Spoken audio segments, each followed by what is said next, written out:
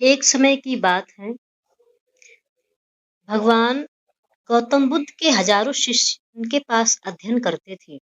शिष्यों में जब भी कोई शिष्य बुद्धत्व को प्राप्त कर लेता था, ज्ञान प्राप्त कर लेता था, तो भगवान बुद्ध उसे किसी दिशा में लोगों को जागरूक करने तथा शिक्षा देने के लिए भेज दिया करते थे।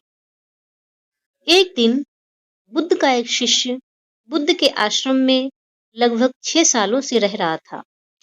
वह शिष्य महात्मा बुद्ध के पास आया और उसने कहा, गुरुवर, मुझे यहाँ आए लगभग 6 साल हो गए हैं। मेरे बाद कितने शिष्य यहाँ पर आए, उनमें से सभी शिष्यों को आपने ज्ञान देने के लिए, जागरूक करने के लिए किसी न किसी दिशा में भेज दिया, लेकिन मुझे अभी तक नहीं भेजा। ऐसा क्यों? क्या मुझे ज्ञान प्राप्त नहीं हुआ है? क्या मैं बुद्धत्व को प्राप्त नहीं हुआ हूँ? भगवान बुद्ध मुस्कुराए और बोले, यह तो तुम्हें खुद ही समझना पड़ेगा कि मेरा ज्ञान तुम्हें प्राप्त हुआ है या नहीं।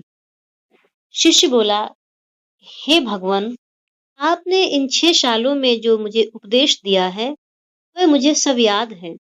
आपकी बताई हुई प्रत्येक बात, सब ज्ञान मुझे याद है। आप कुछ भी मुझसे पूछ सकते हैं, मैं हर उत्तर देने के लिए तैयार हूँ। बस आप मुझे एक बस आप मुझे एक मौका दें, मैं किसी भी दिशा में जाकर लोगों को अपने ज्ञान के बारे में बता सकूं। ज्ञान की बात को याद रखने से कोई फायदा नहीं होता, जब तक तुम उस आदत को खुद नहीं अपनाओगे। इस पर शिष्य ने कहा, जो भी हो, कृपया मुझे एक मौका अवश्य दें। आप मुझ पर भरोसा रखें। मैं सभी को अपने ज्ञान से प्रभावित कर सकता हूँ। मैं लोगों को ऐसी बातें बता सकता हूँ जिससे लोगों के जीवन में शांति आ जाएगी, लोग जागरूक हो जाएंगे, सुखी हो जाएंगे और इस तरह वो अपना पूरा जीवन शांतिपूर्वक जी पाएंगे। ये बात सुनकर बुद्ध ने कहा, अभी तुम तैयार नहीं हो। जब तुम उसके लिए तैयार हो जाओगे, तब मैं स्वयं ही तुम्हें किसी दिशा में जाने के लिए आदेश दे दूंगा। इस पर शिष्य ने कहा, क्या आपने मुझे इन 6 वर्षों में इतना भी ज्ञान नहीं दिया कि मैं किसी को प्रभावित न कर पाऊं? तो बुद्ध ने कहा, ठीक है, तुम पूर्व दिशा में चले जाओ। वहां एक गांव मिलेगा, वहां से भिक्षा मांग कर लाना और अपने ज्ञान से लोगों की मदद करना। तुम्हें कल सुबह ही जाना है और अकेले जाना है, और शाम में आकर मुझे बताना कि तुमने लोगों की सहायता किस प्रकार की। शिष्य यह बात सुनकर बहुत खुश हुआ और आशीर्वाद लेकर कमरे में सोने चला गया। वो रात भर सोचता रहा और मन ही मन प्रसन्न होता रहा कि मैं वहां ज्ञान की ऐसी छाप छोड़ूंगा कि वहां के लोगों के साथ बुद्ध भी मुझसे प्रभावित हो जाएंगे, गुरुदेव भी मुझसे प्रभावित होंगे। सुबह उठकर वह महात्मा बुद्ध को प्रणाम करके पूर्व दिशा की ओर चला गया। शाम को जब वह वापस आया, तो बुद्ध ने देखा कि शिष्य के माथे पर चोट लगी है और खून बह रहा है। भगवान बुद्ध ने उसे पट्टी की और पूछा, तुम्हें चोट कैसे लगी? शिष्य ने बताया, वहां के लोग बहुत दुष्ट हैं, उन्हें जरा भी बुद्धि नहीं है। मैं उस गांव में भिक्षा लेने गया, पर किसी ने मुझे भिक्षा नहीं दी, सब मुझे गालियां दे रहे थे। एक व्यक्ति ने भिक्षा तो दी, लेकिन नीचे फेंक कर और कहा, इसे उठा लो। मैंने उसे काफी समझाया, लेकिन उसने मेरी किसी बात को नहीं समझा। वो मेरी बात सुनने को ही तैयार नहीं था। उन सब ने मेरे साथ हाथापाई की, जिससे मुझे चोट लग गई। प्रभु, अब आप मुझे दूसरी जगह भेजिए जहाँ के लोगों में ज्ञान हो, वो इस तरह के आचरण के ना हो। भगवान बुद्ध शिष्य, अगर दूसरे गांव में भी ऐसे ही लोग होंगे तब तुम क्या करोगे? शिष्य ने कहा, हे बुद्ध, मैं ऐसे लोगों को कोई ज्ञान नहीं दे सकता। वो लोग अज्ञानी हैं, उन्हें कौन समझाए? भगवान बुद्ध ने कहा भगवान बुद्ध ने कहा, वह लोग अज्ञानी नहीं, बहुत ज्ञानी हैं। उनके पास बहुत सा ज्ञान है, परंतु उनके पास खुद का ज्ञान है। अगर तुम किसी दूसरे के ज्ञान को चोट पहुंचाओगे, तो वो कुछ तो कहेंगे ही, कुछ तो करेंगे ही। तुम्हें ऐसे लोग हर जगह मिलेंगे, तब तुम अपना ज्ञान उन्हें कैसे दोगे?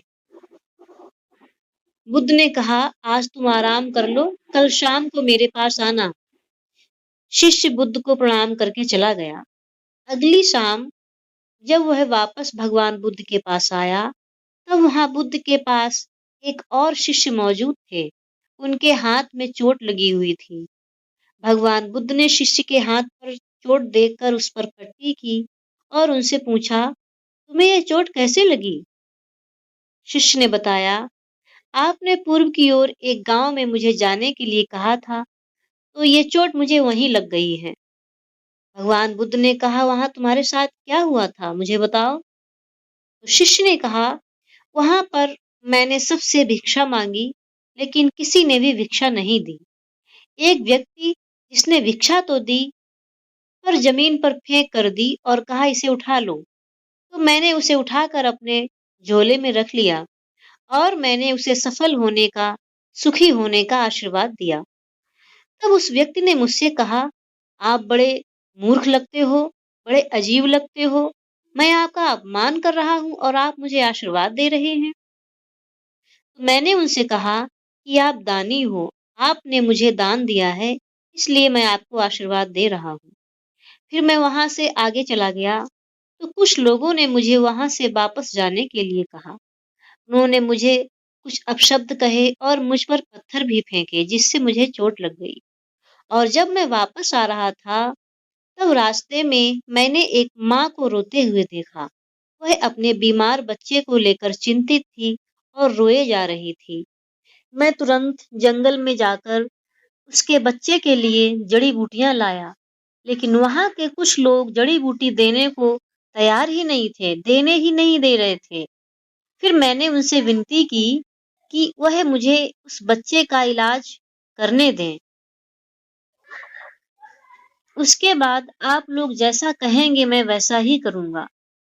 फिर जिस व्यक्ति ने मुझे भिक्षा दी थी, उसने गांव वालों को समझाया। तब उन्होंने मुझे उस बच्चे को जड़ी बूटी लगाने को दी। उसके कुछ देर बाद वो बच्चा ठीक हो गया। फिर गांव के जिन लोगों ने मुझसे अभद्र व्यवहार किया था, मुझे अपशब्द कहे थे, उन सब ने मुझसे माफी मांगी और धन्यवाद कहा। फिर मैं वहां से वापस आ गया। हे भगवान, मेरी आपसे विनती है कि उस गांव के लोग बहुत भोले भाले हैं। क्या मैं रोज उसी गांव में जाकर भिक्षा मांग सकता हूँ? यह सभी बातें पहला शिष्य खड़ा होकर सुन रहा था और बड़े ध्यान से सुन रहा था। उसने यह सुनते ही भगवान बुद्ध के चरणों में गिरकर कहा, हे प्रभु, हे गुरुवर, मैं समझ गया हूँ कि अभी मैं उस लायक नहीं हुआ हूँ कि मैं दूसरों को ज्ञान दे सकूं। भगवान बुद्ध ने कहा, हमें बाहर वैसे ही लोग दिखाई देते हैं जैसे हम अंदर से होते हैं। जब तक स्वयं को नहीं बदल सकते, तब तक किसी को बदल नहीं सकते। खुद में बदलाव लाना जरूरी होता है, और खुद में बदलाव लाना मुश्किल तो होता है, लेकिन बहुत सकारात्मक होता है।